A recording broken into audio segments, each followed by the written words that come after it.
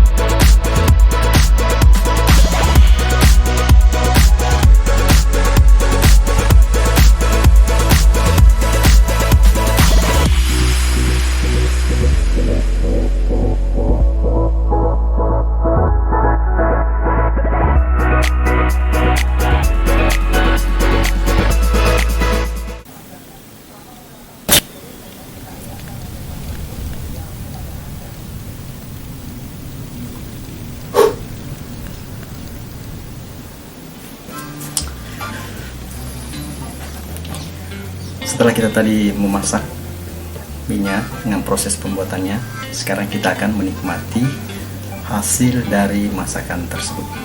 Tapi sebelumnya kita berdoa dulu.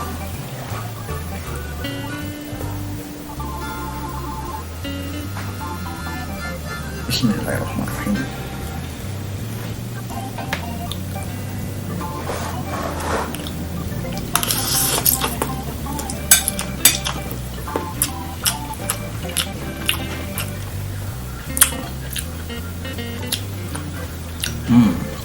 ada sedikit rasa bawang goreng, seperti tadi ada bawang gorengnya.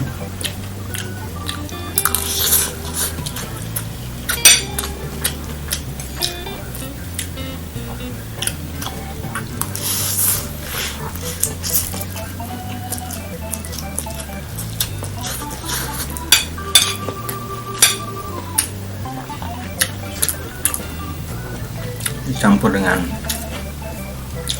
daun seledri, nikmat.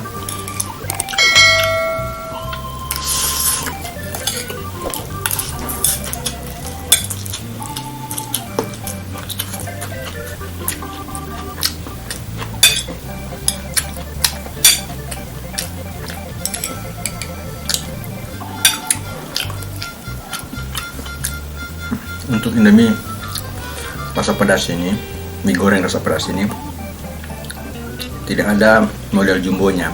Jadi untuk mengatasinya kita buat 2 sekaligus supaya ukurannya sama dengan mie jumbo.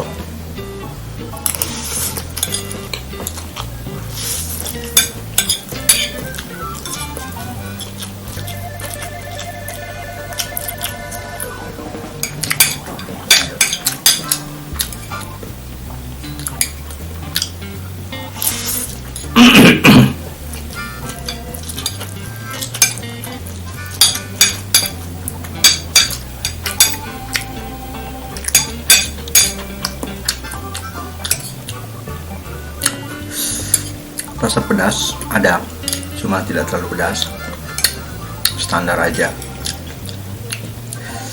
Yang saya juga tidak terlalu suka yang terlalu pedas.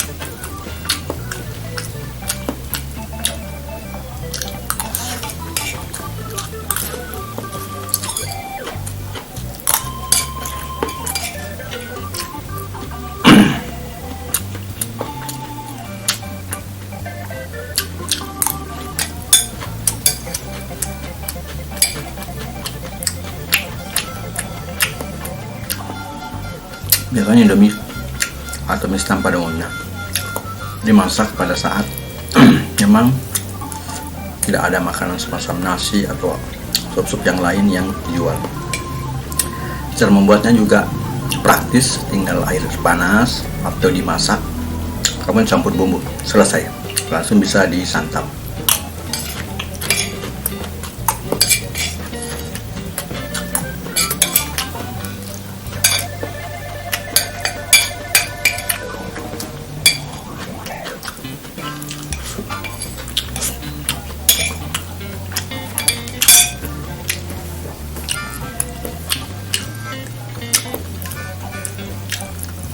Habis pemirsa, nikmat, enak.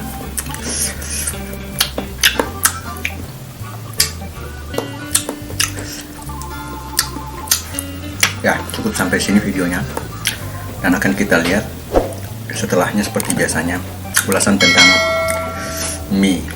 Mungkin yang paling mudah adalah mie instan, bukan hanya Indomie saja, tapi mie instan pada umumnya.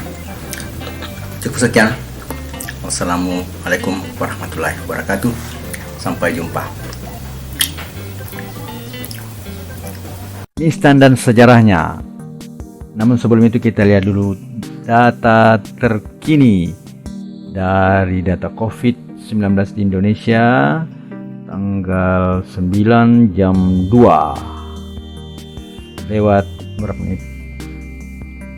Data COVID-19 Indonesia terkonfirmasi kasus 2.956, yang dirawat 2.494, yang meninggal 240, dan yang sembuh 222. DKI Jakarta menduduki posisi pertama dengan 1470, Jawa Barat dengan 365, Banten dengan 212, dan Jawa Timur dengan 196.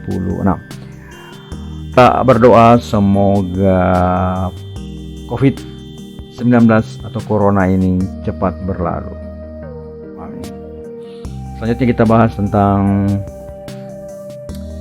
mie instan dan sejarahnya oleh Aji Cenbrokusumo Begawan. Menurut travelkompas.com,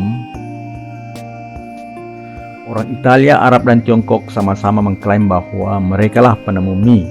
Tapi yang jelas, bukti dan jejak tertulis tercatat ditemukan di zaman East Han Dynasty di antara tahun 25 sampai 220 Masehi.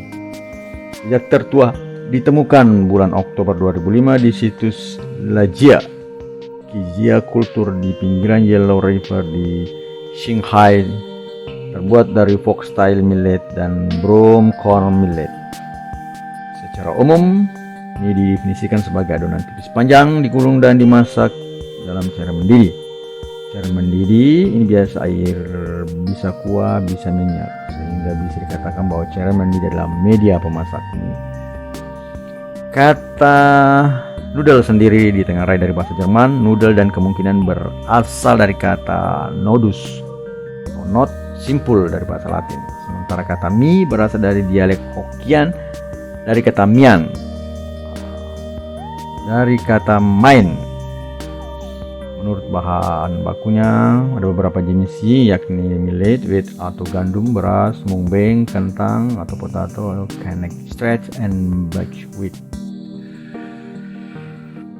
Sejarah mie instan. Instan noodle modern ditemukan oleh Momofuku Ando, seorang Taiwan yang pindah ke Jepang. Beliau ini sekaligus adalah pendiri Nissin Foods, salah satu pembuat instan noodle terbesar di dunia.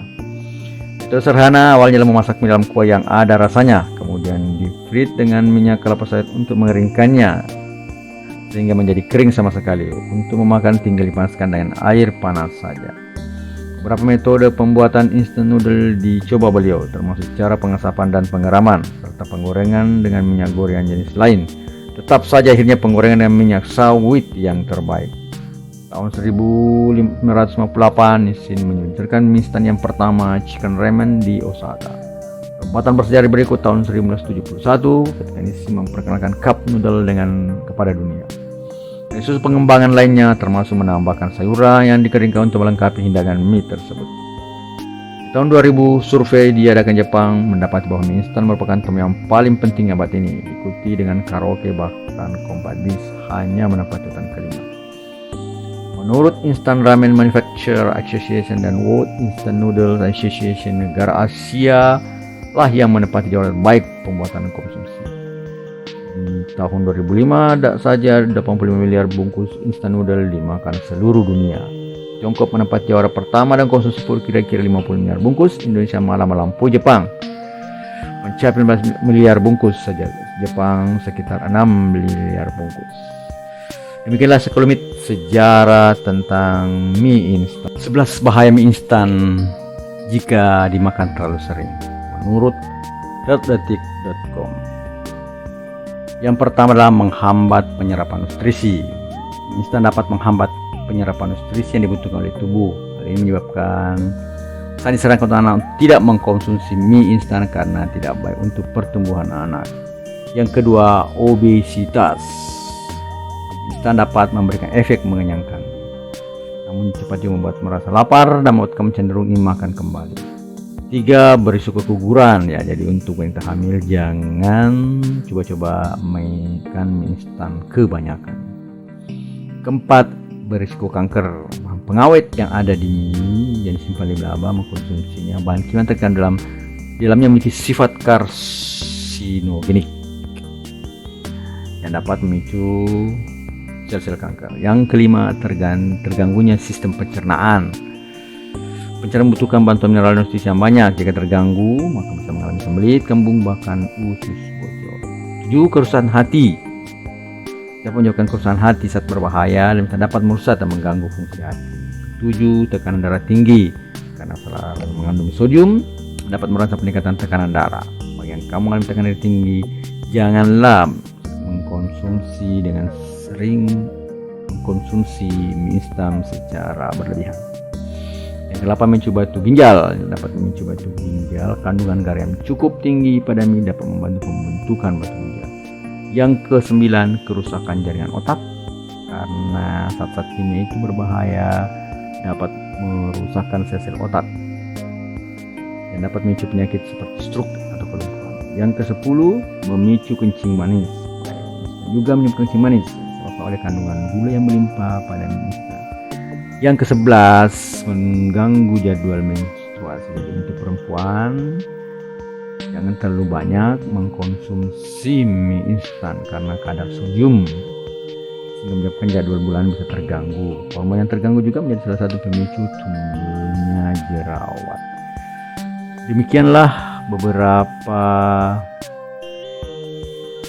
kekurangan jika mengkonsumsi mie instan secara berlebihan atau terlalu sering. Kemudian di bawah ini cara mengatasi bahaya mie instan ini juga dapat dilakukan dengan membuang air rebusannya. Air rebusan pertama memiliki kandungan zat pengawet untuk yang dapat memberikan efek buruk bagi tubuh. Selain itu juga dapat membatasi dan tidak terlalu sering. Jadi cara untuk membantu agar zat-zat berbahaya dalam mie instan itu hilang dengan cara merebus pertama atau masaknya, kemudian air rebusannya dibuang, kemudian diberi air rebusan baru untuk mengkonsumsi mie instan tersebut. Oke, demikianlah beberapa kerugian jika mengkonsumsi mie instan secara berlebihan atau terlalu sering dan sebuah cara untuk mengurangi bahaya dari mie instan. Cukup sekian. Assalamualaikum warahmatullahi wabarakatuh dan sampai jumpa di video berikutnya.